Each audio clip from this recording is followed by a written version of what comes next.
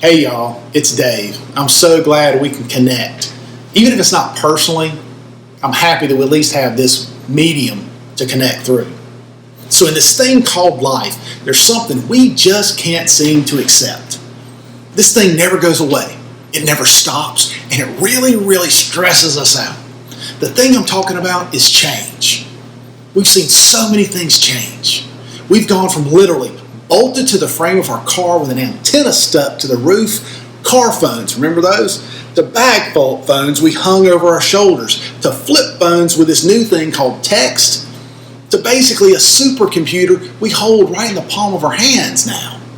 Our hairstyles, our clothing, our music, our technology, and our media selections, they all change dramatically from year to year and big time from decade to decade. The things we buy and use change, but we also change dramatically over time. And there may be no greater catalyst for our change than when storms happen in our lives.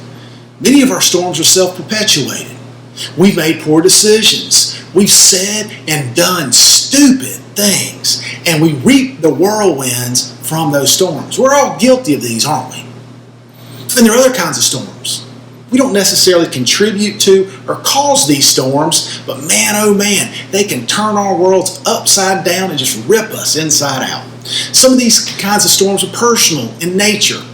Your life's all good. Everything's just rolling along, and then it's like you step on a trap door because your life is instantly in free fall, and suddenly even breathing is difficult.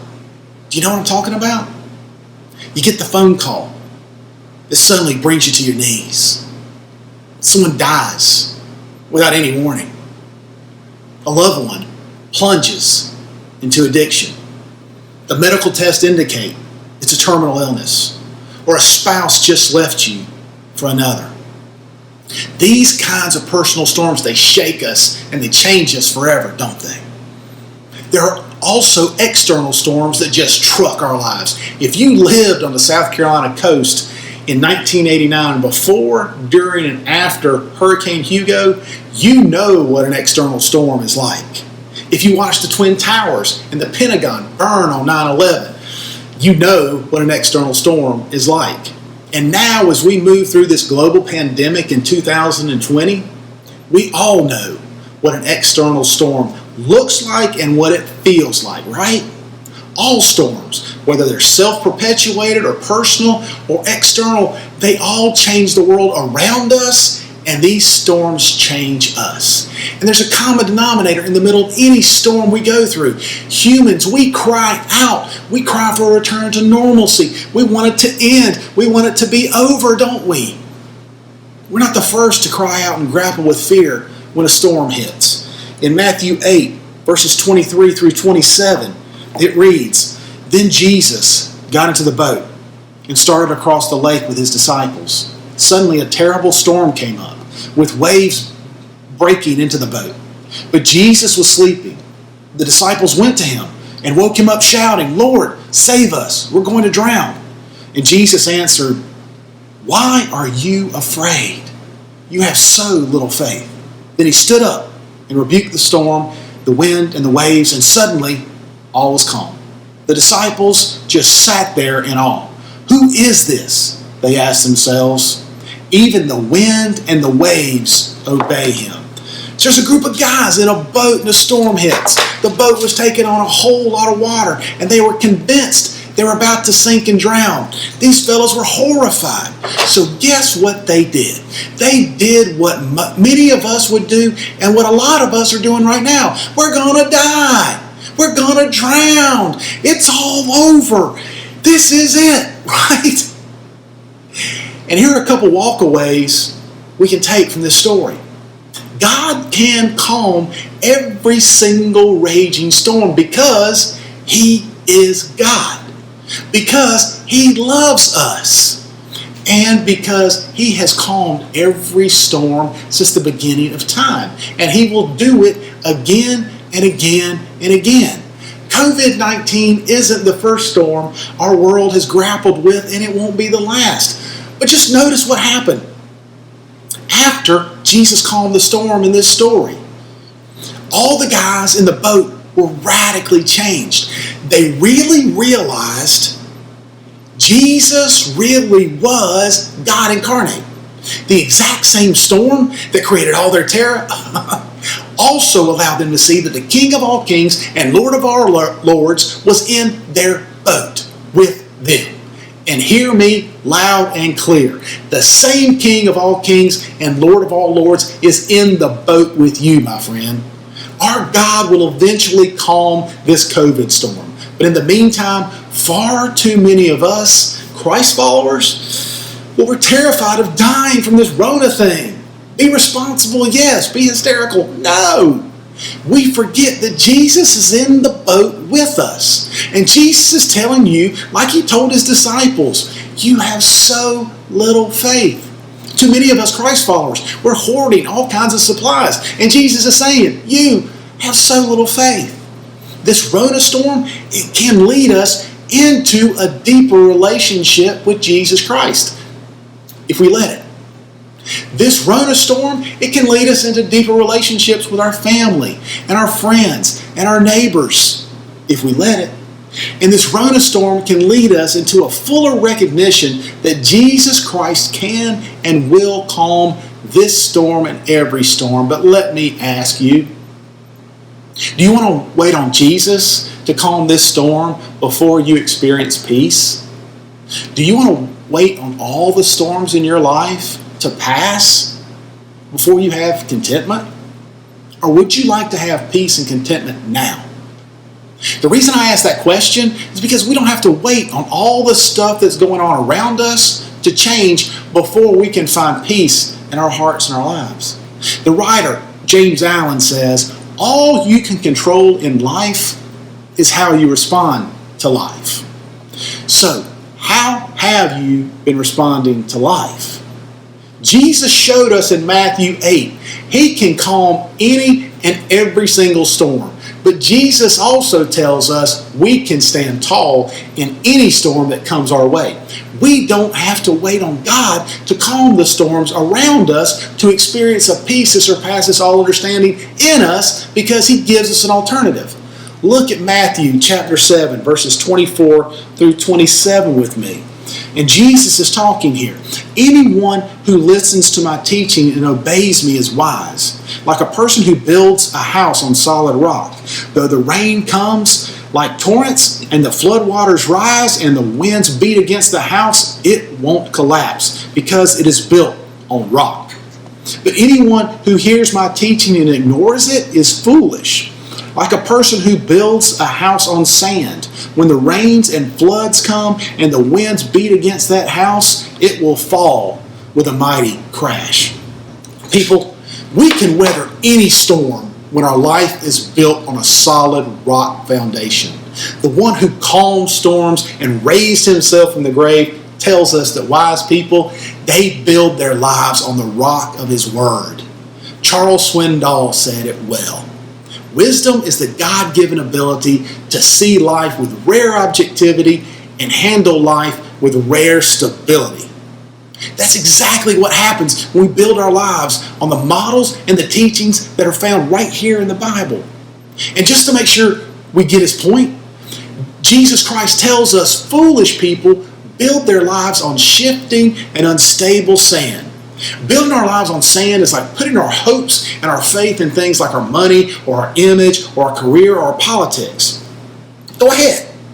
Put your hopes in Trump, McConnell, Biden, or Pelosi. Your politics will eventually let you down. Go ahead. Put your faith in your money, your portfolios, your career, or your business holdings. Your treasures will eventually let you down. Go ahead. Put your faith in your six-pack abs or your single-digit body fat or your 8-minute miles. Eventually, your body will let you down. But put your faith in anything but Jesus Christ, and eventually, you're either going to fail miserably or you're going to succeed miserably. Take your pick.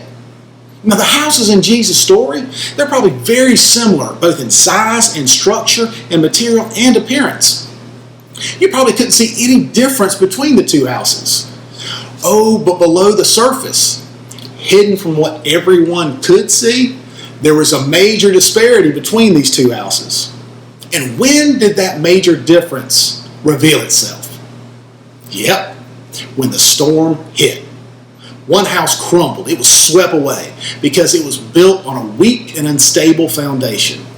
It reminds me, 20 years I advised clients about unstable investments that went up and down while we watched the global and U.S. economy go up and down and up and down. Not exactly a firm foundation for us to put all of our trust in, right? And we all know how safe and stable and comforting our political situation is in Washington. Let's put our hopes in D.C. They'll save us, right? Wrong. Even our spouses or our family members or children, we build our lives around them and put all our faith in them, I promise you, they will let you down because they're sinners just like you and just like me. Now, none of these are bad things, well, except Washington, right? Well, they need to be prayed for too. It's just these things we tend to build our lives around, they're unstable and unpredictable. You see, life foundations are a very, very tricky thing.